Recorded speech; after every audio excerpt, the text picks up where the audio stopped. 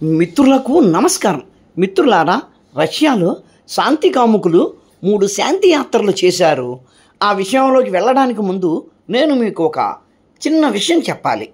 ఈ వీడియోలు నేను ఎందుకు చేస్తున్నానంటే ఒళ్ళ కొవ్వెక్కి కాదండి, ఫేమస్ అవ్వాలని కాదు, ఏదో బతుకు తిరుగుతుంది యూట్యూబ్ ద్వారాని. ప్లీజ్ అండి సబ్స్క్రైబ్ చేయండి, ప్లీజ్ అండి సబ్స్క్రైబ్ చేయండి, ప్లీజ్ అండి సబ్స్క్రైబ్ చేయండి. అదన్నమాట సంగతి. నేను చెప్పవలసింది చెప్పాను, మీరు చేయవలసింది చేస్తారు. ఓకేనా మిత్రులారా? న్యూస్ ఛానల్స్ వల్ల, సోషల్ మీడియా వల్ల మనకి కొన్ని విషయాలు చూచాయిగా తెలుస్తుంటాయి. చైనాలో ఉయిఘర్ ముస్లిమ్స్ అనేవాళ్ళు 2వ అతిపెద్ద మతం. అది కమ్యూనిస్టు దేశం కాబట్టి అక్కడ ముస్లింలు ఉర్దూలో మాట్లాడకూడదు, అలాగే టోపీలు పెట్టుకోకూడదు, గెడ్డాలు పెంచుకోకూడదు, హిజాబులు ముసుగులు అవి కూడా వేసుకోకూడదు. అవన్నీ ఎందుకు? అసలు వాళ్ళు ఖురానే చదవకూడదు.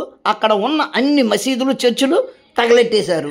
ప్రపంచవ్యాప్తంగా అన్ని దేశాలలో కూడా ఆ దేశ సాధారణ పౌరుల కంటే కూడా ముస్లింలకు ఎక్కువ హక్కులు కల్పిస్తూ ఉండగా చైనాలో ఉయిఘర్ ముస్లింలకు ఈ పరిస్థితి ఏంటి అంటే, చైనా కమ్యూనిస్టు దేశం కాబట్టి, అంటే కమ్యూనిస్టు దేశాలలో మతానికి విలువ ఇవ్వరు. అదే పందాలో ముస్లింలు ఎంత గట్టిగా ఉన్నా వాళ్ళను కంట్రోల్ పెట్టి ఆ మతం నుంచి వాళ్ళని దూరం చేస్తారు. అంటే కమ్యూనిస్టు దేశాలలో ముస్లింల పరిస్థితి ఇది, ఇలాగే ఉంటుంది అని నేను అనుకునేవాడిని, ఏది చైనాని చూసి. కానీ ఒక్కోసారి అక్కడ విషయాలు మెల్లమెల్లగా మనకు అందుతూ ఉంటే ఆశ్చర్యపోతూ ఉంటాము. రష్యాలో డగెస్టన్ అనే ఒక రాష్ట్రం ఉంది. ఇక్కడ రిపబ్లిక్ అన్నాడు. రిపబ్లిక్ అంటే దేశము అనుకోవాలి.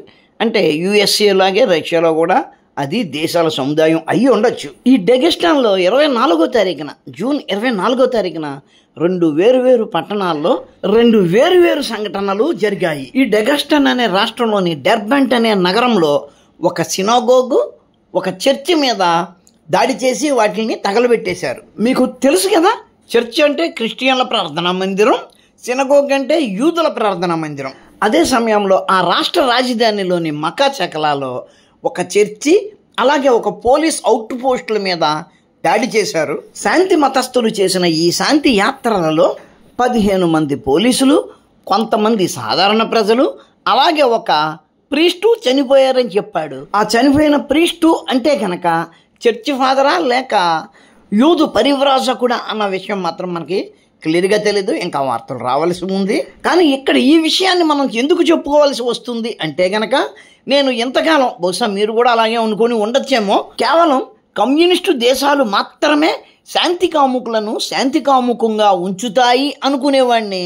ఇప్పుడు అర్థమైంది ఏంటంటే, ఈ ప్రపంచంలో చైనా తప్ప అటువంటి దేశం ఇంకొకటి లేదు అని. ఇదేదో ఇప్పటికిప్పుడు జరిగింది కాదు, ముందు నుంచి రష్యాలో కూడా ఇలాగే ఉంది అని చెప్పడానికి జస్ట్ మొన్న మార్చిలో కూడా ఒక సంఘటన జరిగింది. అదేమిటంటే గనక, మాస్కోలోనే ఒక సంగీత విభావరి జరుగుతూ ఉంటే ఆ స్టేజ్ మీదకి వెళ్ళి అక్కడ వాళ్ళను తుపాకీతో ఇష్టం వచ్చినట్టు కాల్చి ఆ స్టేజ్ని, మొత్తం కాన్సర్ట్ హాల్ని నిప్పు పెట్టి అంటించారు.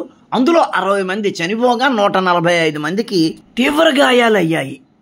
మన దేశంలో శాంతి కాముకులకు సెగ్గెడ్డలు వేసినా, జలుబు చేసినా ఇల్లిబరల్ కుక్కలు బళ్ళున మొరుగుతాయి. తెల్లతోలు దేశాలు విమర్శనాస్త్రాలు గుప్పిస్తూ ఉంటాయి.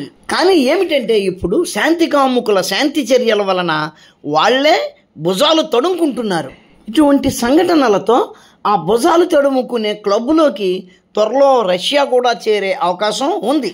ఎప్పుడైతే తెల్లతోలు దేశాలు శాంతి కాముకుల శాంతి చర్యలకు ప్రతిస్పందిస్తూ రక్షణ చర్యలు మొదలు పెడతాయో అప్పుడే మన ప్రభుత్వాలు సరైన చర్యలు తీసుకున్నప్పుడు వాళ్ళు కిక్కురు మనకుండా కుక్కిన పేలులా చూస్తూ ఉంటారు.